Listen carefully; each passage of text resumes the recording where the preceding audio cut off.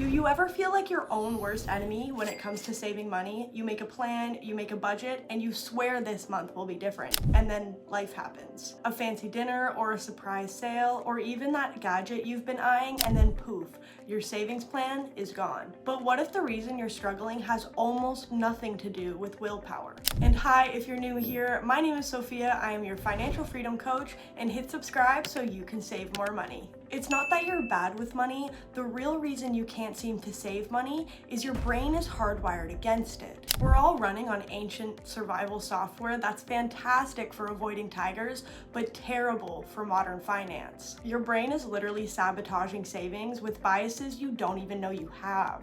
But the good news is you can trick your brain. You can bypass all of these mental roadblocks and make savings automatic and even fun. So stick around and I'll show you exactly how to do it.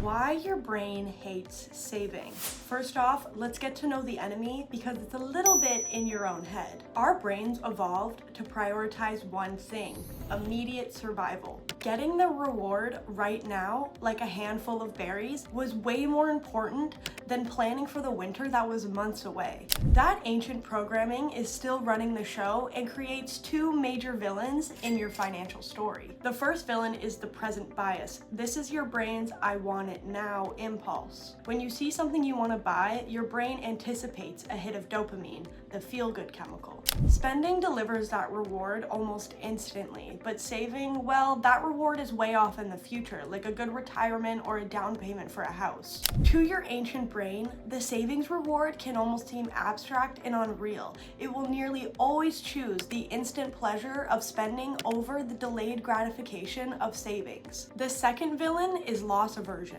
Psychologists have discovered that the pain of losing something feels significantly more powerful than gaining that exact same thing.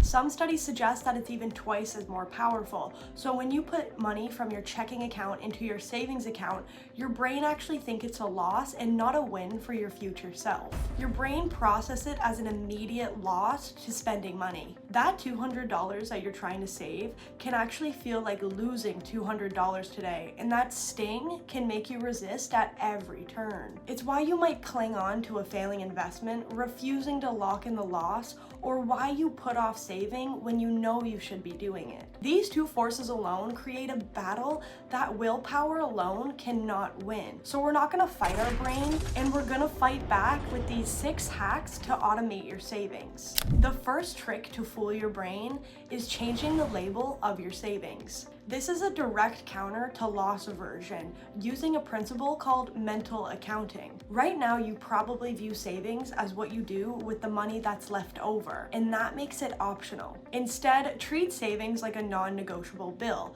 like rent or Wi-Fi. Give it a name like my future freedom bill. The moment your paycheck lands into your account, you've gotta pay your bill. No excuse. And the best way to do this is to make it completely automatic. Set up an automatic transfer from your checking account to your savings account the day you get paid. When you move the money before you even get attached to it, your brain doesn't register it as a loss because you've taken the decision and the willpower out of the equation. Hack number 2, gamify your goals with micro savings. One of the biggest reasons we fail at big goals is decision paralysis. A huge scary goal like I want to save $20,000 for a down payment is so overwhelming that you don't even know where to start. To fight this, we're going to turn savings into a fun, winnable game.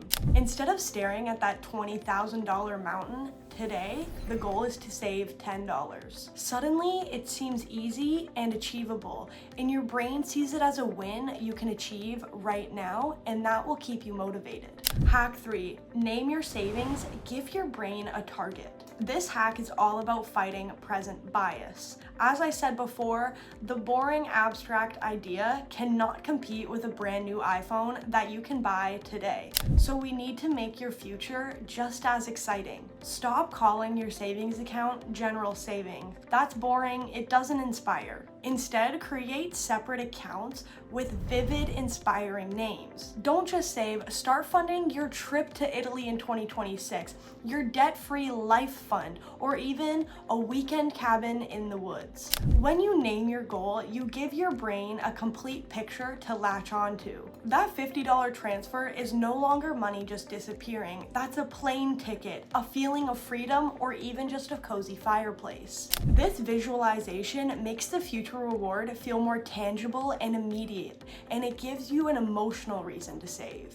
Hack number 4 is creating a spending speed bump, and personally, this is my favorite hack. Impulse spending is the biggest enemy to a savings plan, completely driven by that dopamine hit. To fight it, we just need to add a little bit of friction, a spending speed bump. This slows you down and gives your rational brain time to catch up. The easiest way to do this is the 24-hour rule. For any non-essential purchases over a set amount, let's say $50, you have to wait a full day before buying it. And for me personally, when I was completely broke, my wait-a-day amount was $5. So if you're out and about and you really want to buy something, if it's still there the next day, it was meant for you. Or put it in your cart and don't check out. You'll be amazed how fast that "I just want it now" feeling fades away. That waiting period lets the emotional high wear off, and now you can think about what you're buying with a rational brain. You can even create more friction by deleting those shopping apps and unsubscribing from marketing emails. If these ideas have given you a new way of thinking about saving money,